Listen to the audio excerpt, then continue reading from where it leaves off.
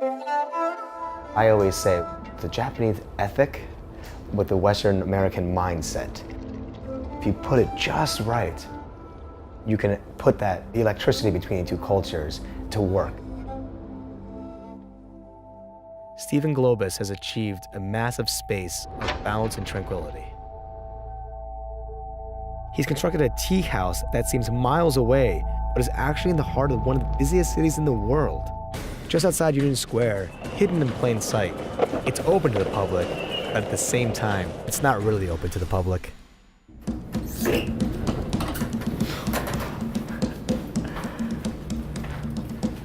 So this is what it's like to have your own tea room. It's almost like going into a Kill Bill movie or something.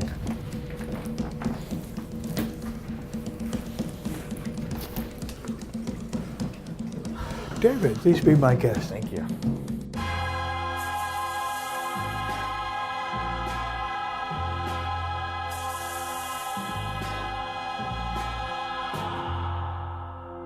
David, thank you for coming. I feel honored to have you here. Thank you, pleasure. Tea has to be, I'm talking about for New Yorkers who may want instant satisfaction, be somewhat enjoyable. It's very important that if your first sushi, your first tea, there's some means that makes it pleasurable so you want to come back the second time. Right. We actually have a couple of tea masters here who believe it's about the joy of tea. Let's grab their heart, let's grab their minds first. Can you hear the sound? Hot water is boiling. Yeah. Please eat sweets.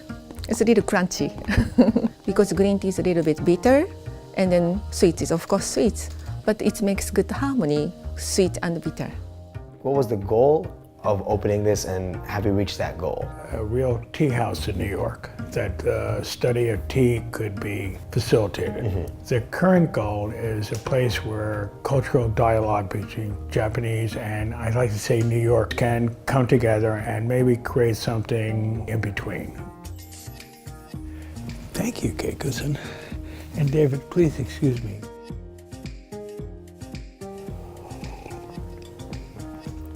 Wow. Now they tell me that the last sip, we should make some noise. It means what's good. I think it was the same thing for soba and ramen. Exactly. I think it's, the more noise you make, Right. the better it is. This particular space you're in, I renovated 4 years ago. It was a long and loving process. In the 4 years, I mean, how many events do you have here? Somewhere between 50 and 100. We've had receptions here for 40 or 50 people, and there's no furniture. The detailing is more is less. Simplicity is everything. Right. Wow. It's good? On a cold winter day, this is amazing. Oh yeah. All right, Steve, let me show you my appreciation. Okay. That's pretty good. Yes. You know, you have such a unique space here for the younger crowd. It's a speakeasy tea house almost. It's a way of making Japanese culture digestible, if you would, to a younger crowd. Right.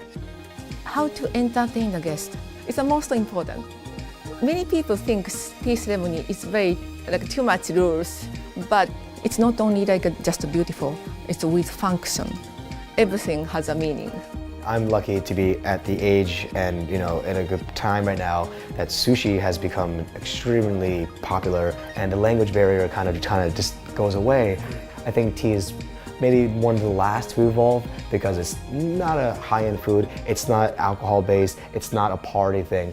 Tea ceremony is not to celebrate tea, but it's to celebrate people. My student, while they are in the tea room, they don't think about anything. They put their all stress behind the tea room. I tell people I don't want to be a Japanese person. I want to be a New Yorker, you know, my chutzpah, if you would, that loves Japanese culture. Maybe 10, 15 years, God bless, I won't be the only tea house in New York. Hopefully not. So sometimes in the tea room have to be very, very quiet because you have to have a very good sound.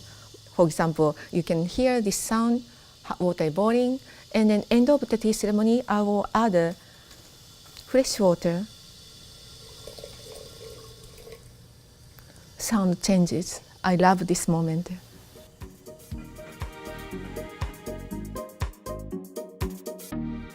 Thank you for watching. And if you want to watch more episodes, please click here. Whenever we're together, he's constantly teaching me. Like, I mean, even now. Yeah, your knife is not part of your body yet. You hold it, that's extension of your finger. You're still using a knife.